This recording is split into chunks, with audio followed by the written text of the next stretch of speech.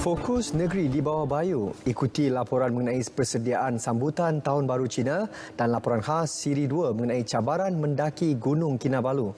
Terus bersama Inisia Dulus di Kota Kinabalu. Silakan. Baik, Sahi. Sehari sebelum perayaan Tahun Baru Cina, kedai jualan sekitar Kota Kinabalu dimeriahkan dengan kehadiran pengunjung yang tidak melepaskan peluang bagi membuat persediaan akhir. Tinjauan RTM di kawasan tersebut mendapati pengunjung mengutamakan barangan keperluan asas dengan mematuhi prosedur operasi standard SOP yang ditetapkan. This year is a bit more festive than the previous 2 years, where you can't. The festivities is not. Everybody is not like celebrating because of the COVID, because of the pandemic lah. But this year, I find there's more festivities going on lah. Banyak orang kan gembira beli barang, lagi pun ada orang tadi kemarin lagi akhir kerja, ini hari ada senang yang keluar beli barang lah. Saya nampak banyak orang pun happy lah beli barang. Kita pun jual pun senang hati lagi, gembira lagi lah.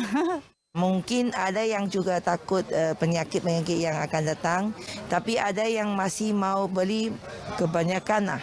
Dia orang kegunakan yang sayur-sayuran sama buah-buahan untuk makan sahajalah. Ya, biskut kah, apakah.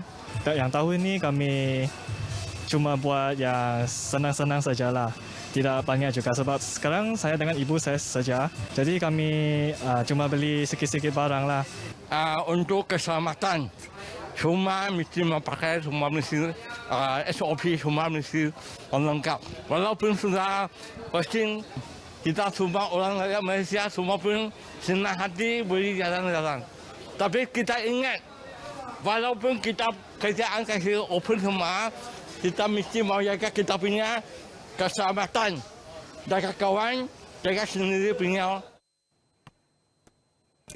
Sejak tahun 2016, sebanyak 259 kes penyelamatan dilaksanakan di Gunung Kinabalu. Ini termasuk lebih 6 kes diterima Pasukan Pegawai Bomba Bantuan PBB Mountain Search and Rescue MOSAR pada Januari tahun ini sahaja.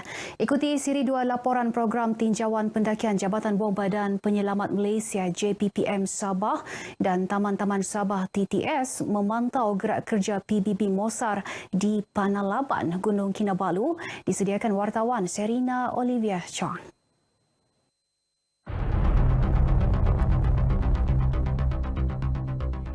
Yang pertama sekali, kita kena tahu di mana limit kita. Yang kedua, kita kena berlatih atau memastikan keadaan fizikal kita, keadaan mental kita untuk push the limit. Push limit kita supaya kita dapat mendaki Gunung Kinabalu. Seperti dimaklumkan Timbalan Pengarah JBPM Sabah, Farhan Sufian, kebanyakan kes penyelamat di Gunung Kinabalu melibatkan pendaki mengalami akut gunung atau altitude mountain sickness, AMS, kesejukan melampau atau cedera ketika mendaki. Justru pendaki dinasihatkan agar tidak memandang rendah aspek persediaan awal sama ada secara fizikal maupun mental. Cabaran sama dihadapi pasukan MOSAR setiap hari khususnya ketika melakukan penyelamatan di altitude tinggi. Bukan mudah, namun amanah tetap digalas tanpa mengira waktu. Kita bersama-sama lihat sendiri bagaimana cabaran untuk mendaki Gunung Kinabalu itu.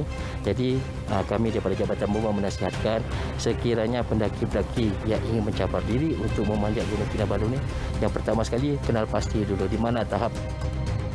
Program tinjauan pendakian ini disertai 15 anggota bomba dan PBB MOSAR bersama kaki tangan TTS bertujuan memperkemas prosedur penyelamatan dengan mengambil kira pelbagai aspek. Kalau bercakap tentang peranan dan fungsi MOSAR itu sendiri, sebenarnya cabaran itu sangat-sangat tinggi lah. Sebab dia orang punya tanggung jawab ini adalah untuk respon kepada sebarang kecemasan. Selalunya kita nasihatkan kepada pendaki buat persiapan yang secukupnya. Biasanya kalau pendaki yang kurang persiapan, risiko untuk cedera itu memang sangat-sangat tinggi lah. Kalau bagi pihak MOSAR, cabaran yang selalu dilalui adalah seperti keadaan cuaca semasa membuat penyelamatan sentiasa berubah sekiranya berada di gunung dengan kadar kesejukan yang begitu sejuk dan kekuatan mental Cabaran paling utama adalah cuaca dan penyelamatan dalam gelap ataupun malam sebab dia makin mencabar dan sebab gunung punya laluan ini tidak terlalu baiklah.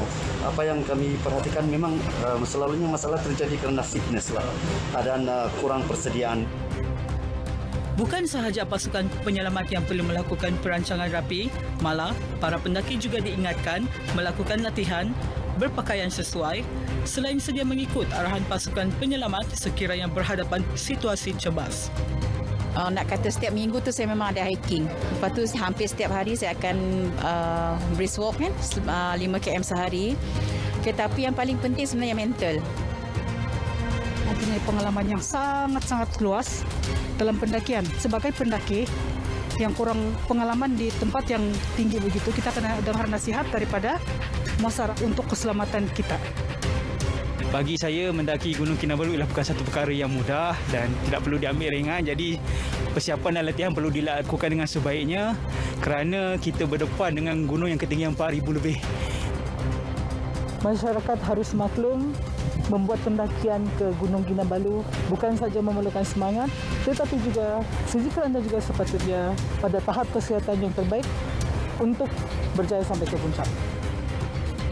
Yang nyata, PBB Mosa bersedia mengerak kudrat demi menyelamatkan nyawa. Namun, pastikan anda juga lengkapkan persediaan sebelum menawan puncak Kinabalu.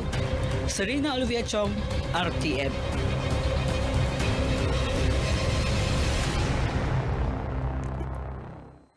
Membantu dan menyampaikan perkhidmatan terbaik kepada rakyat. Usaha tersebut jelas diterjemah melalui program perkhidmatan komuniti bergerak MCS, inisiatif Kementerian Kewangan Malaysia melalui Perbendaharaan Malaysia Sabah PMS memberi perkhidmatan kepada penduduk luar bandar di Sabah. Kali ini perkhidmatan tersebut berada di Pulau Libaran di Sandakan. Ahli Parlimen Libaran Datuk Zakaria Haji Muhammad Idris mahu agar masyarakat menggunakan sepenuhnya perkhidmatan yang disediakan. Menurutnya, usaha tersebut selain membantu setiap jabatan mencapai objektif, ia juga turut meringankan beban kos yang ditampung penduduk untuk berurusan dengan kerajaan di bandar. Kerajaan begitu prihatin dengan permohonan rakyat untuk selesaikan masalah mereka. Dan hari ini terbukti, alhamdulillah, antara matlamat pelaksanaan program pada hari ini dilihat sebagai himpunan kepada pelbagai perkhidmatan yang bergerak pada hari ini datang ke Pulau Libaran ini. Memanglah itu memang memberi kebaikan sangat banyaklah sama kami sebab yang selalunya macam pendaftaran apa semua terpaksa pergi bandar kan. Jadi sekarang ini memudahkannya, orang boleh datang sendiri sudah. Jadi itu mudah-mudahan kalau boleh di masa akan datang lagi dia boleh baliklah buat program seperti ini. Alhamdulillah lah, memudahkan penduduk kampung sini. Contohnya macam kemaskini, BPN tu ada sudah election di sini, tidak payah keluar lah, memudahkan. Sambutan agak menggalakkan lah. Ramai penduduk di sini menyambut baik program ini dan Jabatan Pendaftaran sendiri menyediakan perkhidmatan gantian kad pengenalan serta khidmat nasihat. 18 jabatan kerajaan terlibat dalam program sehari itu, antaranya Jabatan Penerangan, Jabatan Pendaftaran Negara, Lembaga Hasil Dalam Negeri, Kementerian Kesihatan, Jabatan Kebajikan Masyarakat dan Suruhanjaya Pilihan Raya Malaysia. Penganjuran tamu lokal mampu membantu meningkatkan industri pertanian di sesuatu kawasan terlibat. Ia memberi peluang kepada petani menjual hasil tani mereka serta peniaga tempatan memasarkan produk buatan sendiri. Ini termasuklah sambutan mega tamu lokal Kampung Kebuni Inanam.